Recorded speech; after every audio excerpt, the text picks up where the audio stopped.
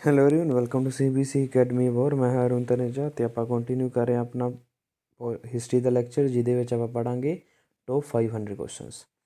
ਸੋ extremely important lecture ਰਹਿਣ ਵਾਲਾ ਹੈ। ਤੋ ਬਾਕੀ ਜਿਨ੍ਹਾਂ ਨੇ ਪੁਰਾਣੇ ਲੈਕਚਰ ਨਹੀਂ ਵੇਖੇ, ਜਾ ਕੇ ਜ਼ਰੂਰ ਵੇਖੋ, ਬਹੁਤ ਹੀ ਇੰਪੋਰਟੈਂਟ ਹੈਗੇ ਆ, ਕਿਉਂਕਿ ਕਨੈਕਟਡ ਹੈਗੇ ਆ। ਜਿੰਨੇ ਵੀ ਲੈਕਚਰ ਹੁਣ ਆਪਾਂ ਅੱਗੇ ਵੀ ਪੜ੍ਹਾਂਗੇ, ਸਾਰੇ ਦੇ ਸਾਰੇ ਕਨੈਕਟਡ ਹੈਗੇ ਆ। ਸੋ ਉਹਨਾਂ ਦੀ ਪ੍ਰੋਪਰ ਪਲੇਲਿਸਟ ਬਣੀ ਹੋਈ ਹੈ, ਅਤੇ ਬਾਕੀ ਜਿਹੜੀ PDF ਹੈਗੀ ਹੈ ਸਾਡੇ ਟੈਲੀਗ੍ਰਾਮ ਚੈਨਲ ਤੋਂ ਡਾਊਨਲੋਡ ਕਰ ਸਕਦੇ ਹੋ। ਅਤੇ ਜਿਹੜੀ ਸਾਡੀ ਐਪ ਹੈਗੀ ਹੈ ਉਹਨੂੰ ਡਾਊਨਲੋਡ ਕਰ ਸਕਦੇ ਹੋ। ਤੁਸੀਂ ਡਿਵਰਸ ਬੈਨੀਫਿਟ ਉਠਾ ਸਕਦੇ ਹੋ, ਜਿਵੇਂ ਕਿ ਪ੍ਰੀਵੀਅਸ ਈਅਰ ਪੇਪਰ ਵੇਖਣ ਨੂੰ ਮਿਲ ਜਾਣਗੇ, ਤੁਹਾਨੂੰ ਜੋਬ ਅਲਰਟਸ ਮਿਲ ਜਾਣਗੇ ਉੱਥੇ। ਅਤੇ ਜਿਹੜੇ ਸਾਡੇ ਫ੍ਰੀ ਟੈਸਟ ਸੀਰੀਜ਼ ਹੈਗੀਆਂ ਉੱਥੇ, ਉਹ ਤੁਸੀਂ ਲਗਾ ਸਕਦੇ ਹੋ, ਜੋ ਪਰਟੀਕੂਲਰਲੀ ਪੰਜਾਬ ਨੂੰ ਲੈ ਕੇ ਅਸੀਂ ਫਰੇਮ ਕੀਤੀਆਂ ਹੋਈਆਂ। ਉਸ ਤੋਂ ਬਾਅਦ ਜਿਹੜਾ ਸਾਡਾ ਪੰਜਾਬੀ ਦਾ ਪਟਵਾਰੀ ਦਾ ਕੋਰਸ ਹੈਗਾ, ਉਹ ਤੁਸੀਂ ਜੁਆਇਨ ਕਰ ਸਕਦੇ ਹੋ। ਨੈਬ ਤਹਿਸੀਲਦਾਰ ਦੇ PCS ਦੇ ਕੋਰਸਿਸ ਜਾਂ ਹੋਰ ਵੀ ਕੋਰਸਿਸ ਜੁਆਇਨ ਕਰ ਸਕਦੇ ਹੋ। ਸੋ ਤੁਸੀਂ ਮੈਨੂੰ ਫੋਲੋ ਕਰ ਸਕਦੇ ਹੋ ਇੰਸਟਾਗ੍ਰਾਮ 'ਤੇ ARNTANEJ07 ਅਤੇ ਆਪਣੇ ਜੋ ਵੀ ਰਿਵਿਊਜ਼ ਹੈਗੇ ਆ ਜਾਂ ਕਿਸੇ ਤਰ੍ਹਾਂ ਦਾ ਕੋਈ ਵੀ ਡਾਊਟ ਹੈਗਾ, ਤੁਸੀਂ ਮੈਨੂੰ ਪੁੱਛ ਸਕਦੇ ਹੋ। ਸੋ ਆਪਾਂ ਸਟਾਰਟ ਕਰਦੇ ਹਾਂ ਆਪਣਾ ਅੱਜ ਦਾ lecture. The establishment of the first woman university in Mumbai was the result of the effort of. So ਜਿਹੜੀ ਪਹਿਲੀ ਵੂਮਨ ਯੂਨੀਵਰਸਿਟੀ ਇਸਟੈਬਲਿਸ਼ ਹੋਈ ਸੀਗੀ ਮੁੰਬਈ ਦੇ ਵਿੱਚ, ਉਹ ਕਿਹਦੇ ਐਫਰਟਸ ਦੁਆਰਾ ਹੋਈ ਸੀਗੀ? ਤਾਂ ਆਪਣਾ ਆਂਸਰ ਆ ਜਾਊਗਾ ਡਾਕਟਰ ਕਾਰਵੇ। ਠੀਕ ਹੈ, ਸੋ ਇਹ ਵੀ ਬਹੁਤ ਇੰਪੋਰਟੈਂਟ ਹੈਗਾ। ਸੋ ਨੈਕਸਟ ਹੈਗਾ, who was the associated with the formation of the Deccan education society. Deccan education society ਮਤਲਬ ਬਣਾਉਣ ਲਈ ਕਿਹਦੀ ਹੈਲਪ ਲਈ ਗਈ ਸੀ? ਤਾਂ ਆਪਣਾ ਆਂਸਰ ਆ ਜਾਊਗਾ, ਜਾਂ ਕਿਹਨੇ ਪਰਸ਼ੂ ਕੀਤਾ ਸੀ? ਤਾਂ ਆਪਣਾ ਆਂਸਰ ਆ ਜਾਊਗਾ BG ਤਿਲਕ। ਬਾਲ ਗੰਗਾਧਰ ਤਿਲਕ ਨੇ ਦੀ ਪਰਸ਼ੂਐਂਸ ਦੇ ਨਾਲ ਡੈਕਨ ਐਜੂਕੇਸ਼ਨ ਸੁਸਾਇਟੀ ਬਣੀ ਸੀਗੀ। ਅਤੇ ਵੂਮਨ ਯੂਨੀਵਰਸਿਟੀ ਕਿਹਦੀ ਮੁੰਬਈ ਦੇ ਵਿੱਚ ਕਿਹਦੀ ਐਫਰਟਸ ਦੇ ਨਾਲ ਬਣੀ ਸੀ? ਤਾਂ ਆਪਣਾ ਆਂਸਰ ਆ ਜਾਊਗਾ DK ਕਾਰਵੇ ਦੇ ਨਾਲ। ਸੋ ਇਹ ਦੋਨੇ ਹੀ ਬਹੁਤ ਇੰਪੋਰਟੈਂਟ ਕੁਐਸਚਨ ਹੈਗੇ, ਕਿਉਂਕਿ ਐਜੂਕੇਸ਼ਨ ਦੇ ਰਿਗਾਰਡਿੰਗ ਆ ਜਾਂਦੇ ਆ। ਅਤੇ ਜਿਹੜਾ ਆਪਣਾ ਪਹਿਲਾ ਮਦਰਸਾ ਹੈਗਾ ਜੋ ਕੈਲਕੱਟਾ ਦੇ ਵਿੱਚ ਫਾਰਮਡ ਹੋਇਆ ਸੀ, ਕਿ ਕਿਹਨੇ ਫਾਊਂਡ ਕੀਤਾ ਸੀ? ਤਾਂ ਆਪਣਾ ਆਂਸਰ ਆ ਜਾਊਗਾ ਵਾਰਨ ਹੈਸਟਿੰਗ ਨੇ। ਅਤੇ ਆਪਾਂ ਕੱਲ੍ਹ ਪੜ੍ਹਿਆ ਸੀਗਾ ਵੀ ਜਿਹੜੇ ਰਾਜਾ ਰਾਮ ਮੋਹਨ ਰਾਏ ਆ, ਉਹਨਾਂ ਨੇ ਹਿੰਦੂ ਯੂਨੀਵਰਸਿਟੀ ਫਾਰਮ ਕੀਤੀ ਸੀ with the collaboration of doctor David Hare ਦੇ ਨਾਲ। ਡੇਵਿਡ ਹੇਅਰ ਦੇ ਨਾਲ ਕੋਲੈਬੋਰੇਟ ਕਰਕੇ ਰਾਜਾ ਰਾਮ ਮੋਹਨ ਰਾਏ ਨੇ ਹਿੰਦੂ ਯੂਨੀਵਰਸਿਟੀ ਫਾਰਮ ਕੀਤੀ ਸੀਗੀ। ਸੋ ਐਕਸਟ੍ਰੀਮਲੀ ਇੰਪੋਰਟੈਂਟ ਹੈਗਾ। ਸੋ ਆਪਾਂ ਨੈਕਸਟ ਕੁਐਸਚਨ 'ਤੇ ਮੂਵ ਕਰਦੇ ਹਾਂ ਹੁਣ। So which of the following was the first to be declared as a central university. So central university ਕਿਹੜੀ ਯੂਨੀਵਰਸਿਟੀ ਨੂੰ ਪਹਿਲੀ ਵਾਰੀ ਪਹਿਲੀ ਜਿਹੜੀ ਇੰਡੀਆ ਦੀ ਯੂਨੀਵਰਸਿਟੀ ਹੈਗੀ ਉਹ ਸੈਂਟਰਲ ਯੂਨੀਵਰਸਿਟੀ ਡਿਕਲੇਅਰ ਕੀਤਾ ਗਿਆ ਸੀਗਾ? ਤਾਂ ਆਪਣਾ ਆਂਸਰ ਆ ਜਾਊਗਾ Banaras Hindu university of Varanasi. So extremely important ਹੈਗੀ ਹੈ। ਸੋ ਇਹਦੇ ਕਰਕੇ ਹੀ ਮਦਨ ਮੋਹਨ ਮਾਲਵੀਆ ਜੀ ਨੂੰ ਆਪਣੇ ਜਿਹੜੇ ਭਾਰਤ ਰਤਨ ਮਿਲਿਆ ਸੀਗਾ, ਕਿਉਂਕਿ ਉਹਨਾਂ ਦੀ ਜਿਹੜੀ ਇਹਦੀ ਯੂਨੀਵਰਸਿਟੀ ਦੀ ਇਸਟੈਬਲਿਸ਼ਮੈਂਟ ਦੇ ਵਿੱਚ ਉਹਨਾਂ ਦਾ ਬਹੁਤ ਵੱਡਾ ਹੱਥ ਸੀਗਾ। ਠੀਕ ਹੈ ਜੀ। ਤਾਂ ਬਨਾਰਸ ਹਿੰਦੂ ਯੂਨੀਵਰਸਿਟੀ ਆਫ ਵਾਰਾਣਸੀ ਨੂੰ ਪਹਿਲੀ central university of India declare ਕੀਤਾ ਗਿਆ ਸੀਗਾ। ਐਕਸਟ੍ਰੀਮਲੀ ਇੰਪੋਰਟੈਂਟ ਹੈਗਾ। ਸੋ ਕਿਉਂਕਿ ਭਾਰਤ ਰਤਨ ਦੇ ਨਾਲ ਐਸੋਸੀਏਟ ਹੋ ਜਾਂਦੀ ਹੈ, ਤਾਂ ਕਰਕੇ ਜ਼ਿਆਦਾ ਇੰਪੋਰਟੈਂਟ ਹੋ ਜਾਂਦੀ ਹੈ। ਬਾਕੀ ਇਹਦਾ ਜਿਹੜਾ ਫਾਊਂਡੇਸ਼ਨ ਸਟੋਨ ਹੈਗਾ ਕਿਹਨੇ ਰੱਖਿਆ ਸੀਗਾ? ਤਾਂ ਆਪਣਾ ਆਂਸਰ ਆ ਜਾਊਗਾ ਲੋਰਡ ਹਾਰਡਿੰਗ ਨੇ।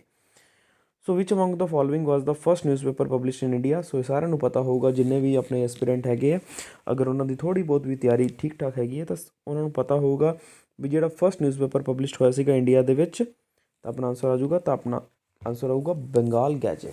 ਸੋ ਸਾਰਿਆਂ ਨੂੰ ਪਤਾ ਹੋਊਗਾ ਲਗਭਗ। ਸੋ ਆਪਾਂ ਨੈਕਸਟ ਕੁਐਸਚਨ 'ਤੇ ਮੂਵ ਕਰਦੇ ਹਾਂ। So who among of the following introduce the vernacular press act. So ਪਹਿਲਾਂ ਆਪਾਂ ਨੂੰ ਪਤਾ ਹੋਣਾ ਚਾਹੀਦਾ ਵਰਨਾਕੂਲਰ ਪ੍ਰੈਸ ਐਕਟ ਹੈ ਕੀ ਸੀਗਾ। ਵਰਨਾਕੂਲਰ ਪ੍ਰੈਸ ਐਕਟ ਇਹ ਸੀਗਾ ਵੀ ਜਿਹੜੇ ਇੰਡੀਅਨਸ ਦੀਆਂ ਪ੍ਰੈਸਿਸ ਹੈਗੀਆਂ, ਜੋ ਆਪਣੀਆਂ ਲੋਕਲ ਲੈਂਗੁਏਜਿਸ ਦੇ ਵਿੱਚ ਪ੍ਰੈਸ ਕੀਤੀ ਜਾਂਦੀ ਹੈ, ਜਾਂ ਕਹਿ ਸਕਦੇ ਲੋਕਲ ਲੈਂਗੁਏਜ ਦੇ ਵਿੱਚ ਅਖਬਾਰ ਵੰਡੇ ਜਾਂਦੇ ਆ, ਉਹਨਾਂ ਉੱਤੇ ਬਾਊਂਡੇਸ਼ਨ ਸੀਗੀਆਂ। ਮਤਲਬ ਉਹਨਾਂ ਨੇ ਜਿਹੜੇ ਉੱਥੋਂ ਦਾ ਡਿਸਟ੍ਰਿਕਟ ਮੈਜਿਸਟ੍ਰੇਟ ਸੀਗਾ ਜਾਂ SDM ਸੀਗਾ, ਉਹਨਾਂ ਕੋਲੋਂ ਪ੍ਰੋਪਰ ਪਰਮਿਸ਼ਨ ਲੈਣੀ ਪੈਂਦੀ ਸੀਗੀ। ਬਾਕੀ ਜਿਹੜੀਆਂ ਇੰਗਲਿਸ਼ ਪ੍ਰੈਸ ਸੀਗੀਆਂ, ਉਹਨਾਂ ਨੂੰ ਪਰਮਿਸ਼ਨ ਨਹੀਂ ਲੈਣੀ ਪੈਂਦੀ ਸੀਗੀ। ਸੋ ਲੋਰਡ ਲਿਟਨ ਦੁਆਰਾ ਲਗਾਇਆ ਗਿਆ ਸੀਗਾ। ਐਕਸਟ੍ਰੀਮਲੀ ਇੰਪੋਰਟੈਂਟ ਹੈਗਾ। ਜਿਹੜਾ ਵਰਨਾਕੂਲਰ ਪ੍ਰੈਸ ਐਕਟ ਹੈਗਾ ਕਦੋਂ ਪਾਸ ਹੋਇਆ ਸੀਗਾ? ਤਾਂ ਆਪਣਾ ਆਂਸਰ ਆ ਜਾਊਗਾ 1878 ਦੇ ਵਿੱਚ। ਕਿਹਦੇ ਦੁਆਰਾ ਪਾਸ ਕੀਤਾ ਗਿਆ ਸੀ? ਤਾਂ ਆਪਣਾ ਆਂਸਰ ਆ ਜਾਊਗਾ ਲੋਰਡ ਲਿਟਨ ਦੁਆਰਾ। ਅੰਡਰ ਹੂਜ਼ ਗਵਰਨਰ ਜਨਰਲਸ਼ਿਪ ਵਾਜ਼ ਦਾ ਵਰਨਾਕੂਲਰ ਐਕਟ ਰਿਪੀਲਡ। ਹੁਣ ਜਿਹੜਾ ਐਕਟ ਹੈਗਾ ਰਿਪੀਲਡ ਕਿਹਨੇ ਦੁਆਰਾ ਕੀਤਾ ਗਿਆ ਸੀ, ਮਤਲਬ ਖਾਰਿਜ ਕਿਹਨੇ ਕੀਤਾ ਸੀਗਾ? ਲਗਾਇਆ ਤਾਂ ਲੋਰਡ ਲਿਟਨ ਦੁਆਰਾ ਗਿਆ ਸੀਗਾ 1878 ਦੇ ਵਿੱਚ। ਬਾਅਦ ਦੇ ਵਿੱਚ ਇਹਨੂੰ ਖਾਰਿਜ ਕੀਤਾ ਗਿਆ ਸੀਗਾ ਬਾਈ ਦੀ ਲੋਰਡ ਰਿਪਨ। ਤਾਂ ਆਪਣਾ ਆਂਸਰ ਆ ਜਾਊਗਾ ਲੋਰਡ ਰਿਪਨ ਦੁਆਰਾ ਇਹਨੂੰ ਖਾਰਿਜ ਕੀਤਾ ਗਿਆ ਸੀਗਾ। ਲੋਰਡ ਰਿਪਨ ਦੇ ਨਾਲ ਹੋਰ ਕਿਹੜੀਆਂ ਗੱਲਾਂ ਐਸੋਸੀਏਟਿਡ ਹੈਗੀਆਂ? ਤਾਂ ਆਪਣਾ ਆਂਸਰ ਆ ਜਾਊਗਾ Ilbert bill controversy, cell government of India ਅਤੇ ਸੈਂਸਸ, ਜਿਹੜਾ ਕਿ ਆਪਣਾ 1881 ਦੇ ਵਿੱਚ ਹੋਇਆ ਸੀਗਾ। ਸੋ ਇਹ ਸਾਰੀਆਂ ਗੱਲਾਂ ਤੁਸੀਂ ਯਾਦ ਰੱਖਣੀਆਂ, ਐਕਸਟ੍ਰੀਮਲੀ ਇੰਪੋਰਟੈਂਟ ਹੈਗੀਆਂ ਐਗਜ਼ਾਮ ਪੁਆਇੰਟ ਆਫ ਵਿਊ ਤੋਂ। ਸੋ ਆਪਾਂ ਹੁਣ ਨੈਕਸਟ ਮੂਵ ਕਰਦੇ ਹਾਂ। ਸੋ ਦਾ ਪਰਸ਼ੀਅਨ ਵੀਕਲੀ ਮੀਰਤ ਉਲ ਅਕਬਰ ਵਾਜ਼ ਪਬਲਿਸ਼ਡ ਬਾਏ ਦਾ। ਸੋ ਇੱਕ ਪਰਸ਼ੀਅਨ ਵੀਕਲੀ ਸੀਗੀ ਜਿਹੜੀ ਕਿ ਸਟਾਰਟ ਕੀਤੀ ਗਈ ਸੀਗੀ, ਕਿਹਦੇ ਦੁਆਰਾ ਸਟਾਰਟ ਕੀਤੀ ਗਈ ਸੀ? ਤਾਂ ਆਪਣਾ ਆਂਸਰ ਆ ਜਾਊਗਾ ਰਾਜਾ ਰਾਮ ਮੋਹਨ ਰਾਏ ਦੁਆਰਾ। ਐਕਸਟ੍ਰੀਮਲੀ ਇੰਪੋਰਟੈਂਟ ਹੈਗੀਆਂ ਜੋ ਵੀ ਗੱਲਾਂ ਰਾਜਾ ਰਾਮ ਮੋਹਨ ਰਾਏ ਦੇ ਨਾਲ ਰਿਲੇਟਡ ਹੈਗੀਆਂ ਆਪਣੇ ਐਗਜ਼ਾਮ ਪੁਆਇੰਟ ਆਫ ਵਿਊ ਤੋਂ ਬਹੁਤ ਜ਼ਿਆਦਾ ਇੰਪੋਰਟੈਂਟ ਹੈਗੀ ਹੈ। ਜਿਵੇਂ ਕਿ ਉਹਨਾਂ ਨੇ ਮੀਰਤ ਉਕਬਲ ਸਟਾਰਟ ਕੀਤਾ ਸੀਗਾ, ਰਾਜਾ ਰਾਮ ਮੋਹਨ ਰਾਏ ਨੇ। ਬ੍ਰਹਮੋ ਸਮਾਜ ਕਦੋਂ ਸਟਾਰਟ ਹੋਇਆ ਸੀਗਾ? 1828 ਵਿੱਚ। ਕਿਹਨੇ ਸਟਾਰਟ ਕੀਤਾ ਸੀਗਾ? ਰਾਜਾ ਰਾਮ ਮੋਹਨ ਰਾਏ ਨੇ। ਜਿਹੜਾ ਆਪਣਾ ਹਿੰਦੂ ਯੂਨੀਵਰਸਿਟੀ ਦੀ ਗੱਲ ਕੀਤੀ ਸੀ, ਹਿੰਦੂ ਕਾਲਜ ਦੀ ਗੱਲ ਕੀਤੀ ਸੀ, ਤਾਂ ਉਹ ਕਿਹਨਾਂ ਦੁਆਰਾ ਸਟਾਰਟ ਕੀਤੀ ਗਈ ਸੀ? ਤਾਂ ਆਪਣਾ ਆਨਸਰ ਆ ਜਾਊਗਾ ਰਾਜਾ ਰਾਮ ਮੋਹਨ ਦੁਆਰਾ। ਸੋ ਇਹ ਸਾਰੀਆਂ ਗੱਲਾਂ ਤੁਸੀਂ ਯਾਦ ਰੱਖਣੀਆਂ ਜਿਹੜੀਆਂ ਗੱਲਾਂ ਰਾਜਾ ਰਾਮ ਮੋਹਨ ਰਾਏ ਦੇ ਨਾਲ ਐਸੋਸੀਏਟਿਡ ਹੈਗੀਆਂ। ਸੋ ਨੈਕਸਟ ਹੈਗਾ, in which one of the following languages was the first issue of the journal Ghadar published. So ਜਿਹੜਾ ਆਪਣਾ ਗਦਰ ਮੂਵਮੈਂਟ ਜਿਹੜੇ ਜਰਨਲ ਤੋਂ ਸਟਾਰਟ ਹੋਈ ਸੀ ਉਹਦਾ ਨਾਮ ਸੀਗਾ ਗਦਰ। ਤਾਂ ਕਿਹੜੀ ਲੈਂਗੁਏਜ ਦੇ ਵਿੱਚ ਸੀਗਾ ਜਿਹੜਾ ਆਪਣਾ ਗਦਰ ਪਹਿਲੀ ਵਾਰੀ ਜਿਹੜਾ ਵੀਕਲੀ ਸਟਾਰਟ ਹੋਇਆ ਸੀ, ਜਰਨਲ ਸਟਾਰਟ ਹੋਇਆ ਸੀਗਾ? ਤਾਂ ਆਪਣਾ ਆਨਸਰ ਆ ਜਾਊਗਾ ਉਰਦੂ ਦੇ ਵਿੱਚ ਗਦਰ ਜਿਹੜਾ ਵੀਕਲੀ ਸਟਾਰਟ ਹੋਇਆ ਸੀ, ਜਾਂ ਕਹਿ ਸਕਦੇ ਜਿਹੜਾ ਗਦਰ ਆਪਣਾ ਸਟਾਰਟ ਹੋਇਆ ਸੀ, ਤਾਂ ਆਪਣਾ ਆਨਸਰ ਆ ਜਾਊਗਾ ਉਰਦੂ ਦੇ ਵਿੱਚ ਸਟਾਰਟ ਹੋਇਆ ਸੀਗਾ। ਸੋ ਬਹੁਤ ਹੀ ਇੰਪੋਰਟੈਂਟ ਹੈਗਾ। ਸੋ ਆਪਾਂ ਨੈਕਸਟ ਕੁਐਸਚਨ 'ਤੇ ਮੂਵ ਕਰਦੇ ਹਾਂ ਹੁਣ। The first newspaper published by the English language was. So by the ਨਹੀਂ, ਇਨ ਇੰਗਲਿਸ਼ ਲੈਂਗੁਏਜ ਆਊਗਾ ਵੀ ਪਹਿਲਾ ਕਿਹੜਾ ਇਹ ਜਿਹਾ ਸੀਗਾ ਜਿਹੜਾ ਇੰਡੀਅਨਸ ਦੁਆਰਾ ਸਟਾਰਟ ਕੀਤਾ ਗਿਆ ਸੀ ਨਿਊਜ਼ਪੇਪਰ, ਪਰ ਇੰਗਲਿਸ਼ ਲੈਂਗੁਏਜ ਦੇ ਵਿੱਚ ਸੀਗਾ। ਠੀਕ ਹੈ ਜੀ। ਸੋ ਇਹ ਕੁਐਸਚਨ ਬਣਦਾ ਥੋੜ੍ਹਾ ਜਿਹਾ ਮਤਲਬ ਲਿਖਿਆ ਗਲਤ ਗਿਆ ਵੀ ਪਹਿਲਾ ਇੰਡੀਅਨ ਇਹ ਜਿਹਾ ਕਿਹੜਾ ਨਿਊਜ਼ਪੇਪਰ ਸੀਗਾ ਜੋ ਇੰਗਲਿਸ਼ ਲੈਂਗੁਏਜ ਦੇ ਵਿੱਚ ਲਿਖਿਆ ਗਿਆ ਸੀ? ਤਾਂ ਆਪਣਾ ਆਨਸਰ ਆ ਜਾਊਗਾ ਹਿੰਦੂ ਪੈਟਰੋਇਟ। ਇੱਕ ਇਹ ਜਿਹਾ ਨਿਊਜ਼ਪੇਪਰ ਸੀਗਾ ਜੋ ਇੰਡੀਅਨ ਦੁਆਰਾ ਸਟਾਰਟ ਕੀਤਾ ਗਿਆ ਸੀਗਾ ਪਰ ਇੰਗਲਿਸ਼ ਲੈਂਗੁਏਜ ਦੇ ਵਿੱਚ ਸੀਗਾ। ਸੋ ਇਸ ਚੀਜ਼ ਨੂੰ ਤੁਸੀਂ ਧਿਆਨ ਦੇ ਵਿੱਚ ਰੱਖਣਾ। ਸੋ ਨੈਕਸਟ ਹੈਗਾ the English newspaper independence was associated with the.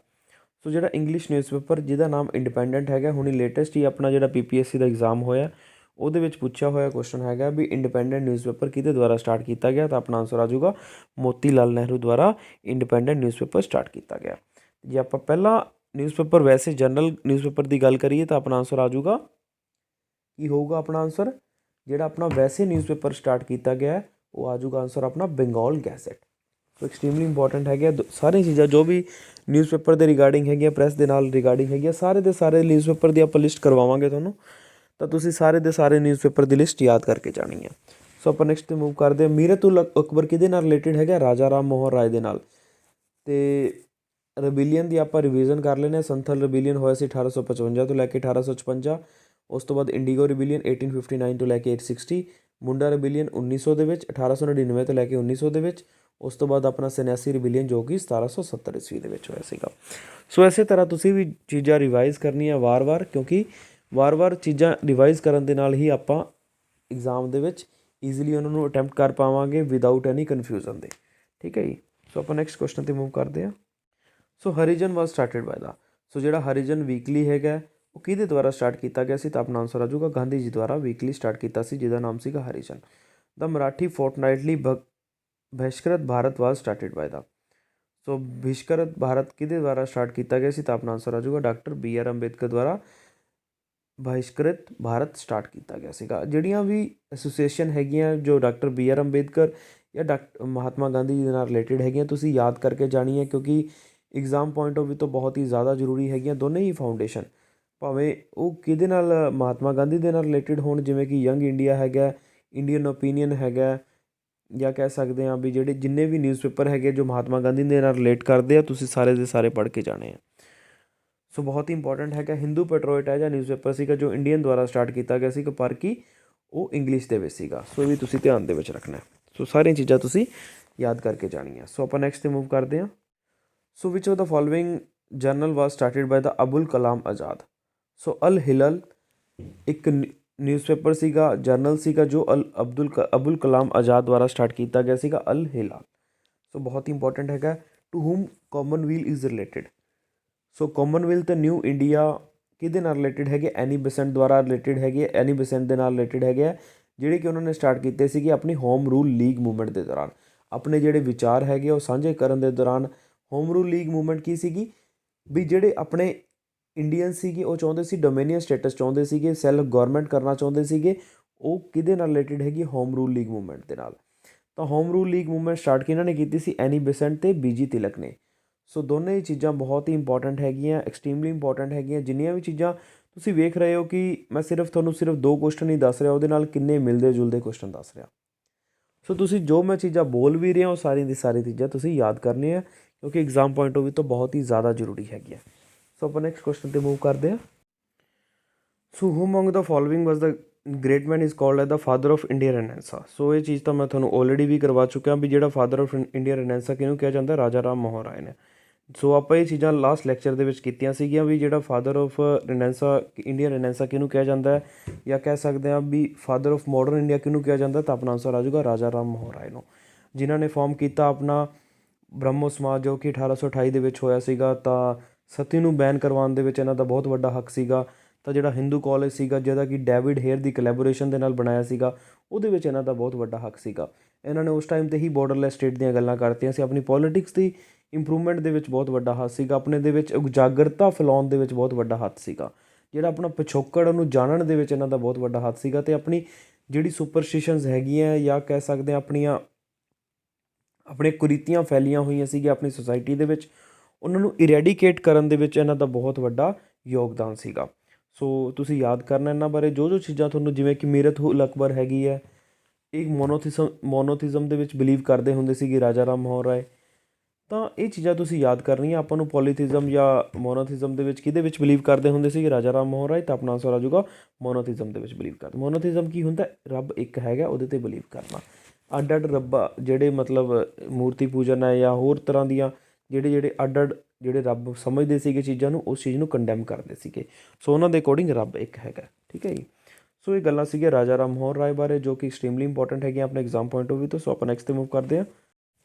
So next question ਬਣਦਾ, Vivekananda attended the parliament of the world religions at the Chicago ਇਨ।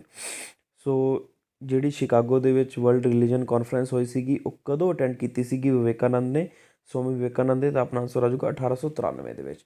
1893 ਦੇ ਵਿੱਚ ਹੋਰ ਵੀ ਬਹੁਤ ਸਾਰੇ ਇੰਸੀਡੈਂਟ ਹੋਏ ਸੀਗੇ, ਜਿਵੇਂ ਕਿ ਮਹਾਤਮਾ ਗਾਂਧੀ ਦਾ ਇੰਡੀਆ ਤੋਂ ਜਾਣਾ ਸਾਊਥ ਅਫਰੀਕਾ। ਸੋ ਇਹ ਵੀ one of the biggest event ਸੀਗਾ ਜਿਹੜਾ ਕਿ ਹੋਇਆ ਸੀਗਾ।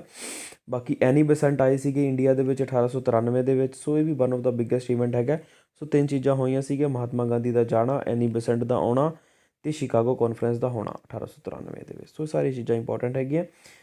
ਸੋ who was the founder of the Rama Krishna mission. So Rama Krishna mission ਦਾ ਤੁਹਾਨੂੰ ਸਾਰਾ ਹੀ ਪਤਾ ਹੋਊਗਾ, ਸਵਾਮੀ ਵਿਵੇਕਾਨੰਦ ਜੀ ਨੇ ਫਾਊਂਡ ਕੀਤਾ ਸੀਗਾ ਰਾਮਾ ਕ੍ਰਿਸ਼ਨ ਮਿਸ਼ਨ, ਜੋ ਕਿ ਇਹਨਾਂ ਦੇ ਗੁਰੂ ਸੀਗੇ ਰਾਮਾ ਕ੍ਰਿਸ਼ਨ ਸਵਾਮੀ ਵਿਵੇਕਾਨੰਦ ਜੀ ਦੇ। ਸੋ ਐਕਸਟ੍ਰੀਮਲੀ ਇੰਪੋਰਟੈਂਟ ਹੈਗੇ ਆ। ਸੋ ਆਪਾਂ ਨੈਕਸਟ 'ਤੇ ਮੂਵ ਕਰਦੇ ਹਾਂ।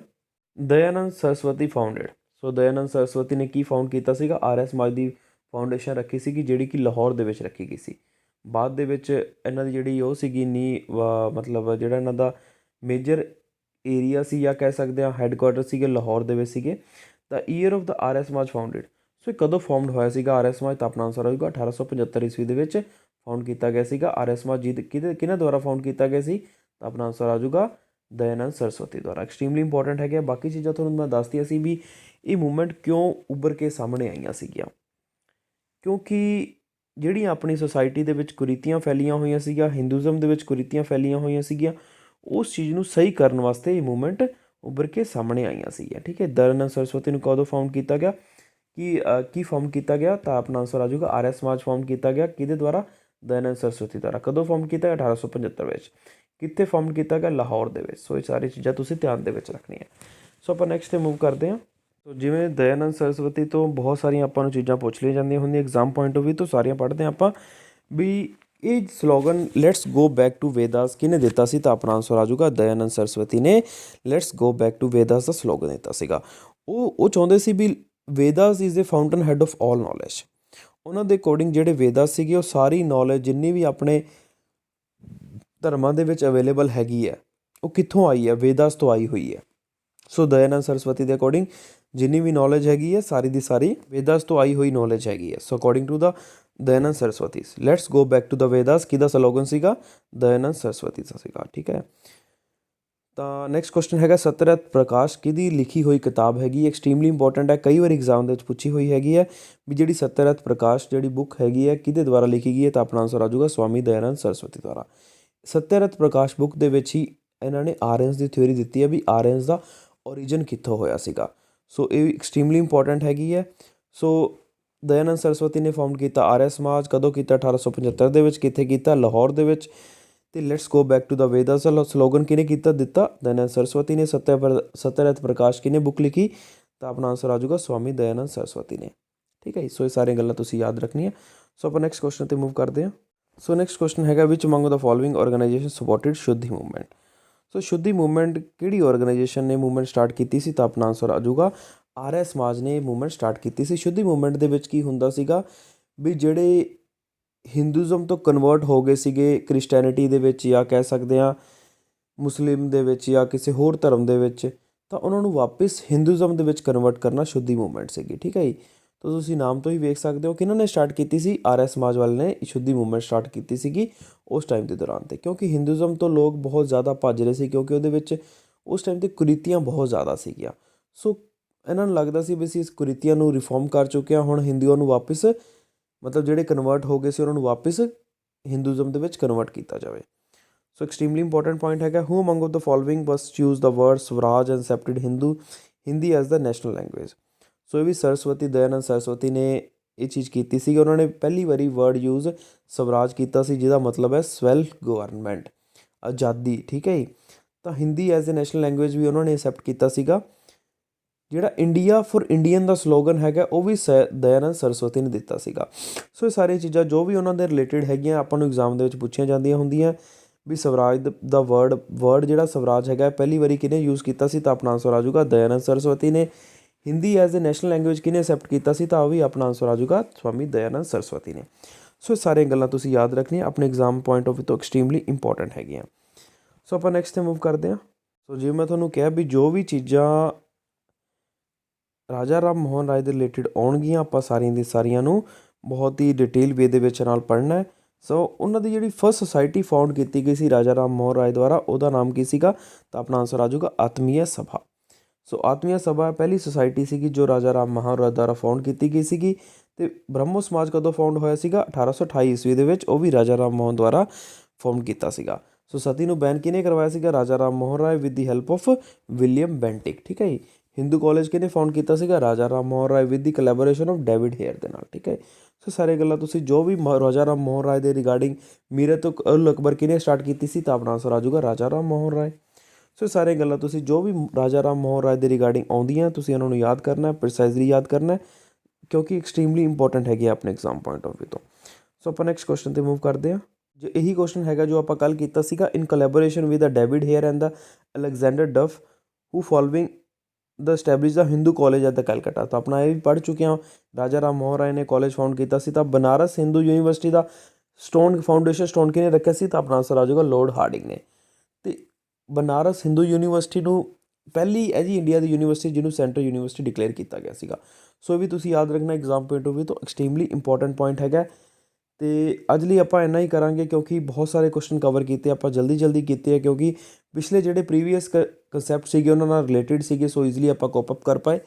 ਸੋ ਬਾਕੀ ਜਿਹੜਾ ਲੈਕਚਰ ਹੈਗਾ ਆਪਾਂ ਕੱਲ੍ਹ ਨੂੰ ਕੰਟੀਨਿਊ ਕਰਾਂਗੇ। So thank you so much for watching this lecture. ਅਤੇ ਚੈਨਲ ਨੂੰ ਸਬਸਕ੍ਰਾਈਬ ਜ਼ਰੂਰ ਕਰ ਲੈਣਾ, ਜਿਨ੍ਹਾਂ ਨੇ ਵੀ ਨਹੀਂ ਕੀਤਾ ਜ਼ਰੂਰ ਕਰ ਲੈਣਾ। ਬਾਕੀ ਸਾਡੀ ਜਿਹੜੀ ਐਪ ਹੈਗੀ ਹੈ CBC ਐਗਜ਼ਾਮ ਗੁਰੂ ਐਪ ਹੈਗੀ ਹੈ, ਉਹਨੂੰ ਡਾਊਨਲੋਡ ਕਰ ਲੈਣਾ। ਡਿਵਰਸ ਬੈਨੀਫਿਟ ਉਠਾ ਸਕਦੇ ਹੋ ਸਾਡੀ ਐਪ ਤੋਂ, ਜੀ ਮੈਂ ਆਲਰੇਡੀ ਐਕਸਪਲੇਨ ਕਰ ਚੁੱਕਿਆ ਕਿਹੜੇ ਬੈਨੀਫਿਟਸ ਤੁਸੀਂ ਉਠਾ ਸਕਦੇ ਹੋ।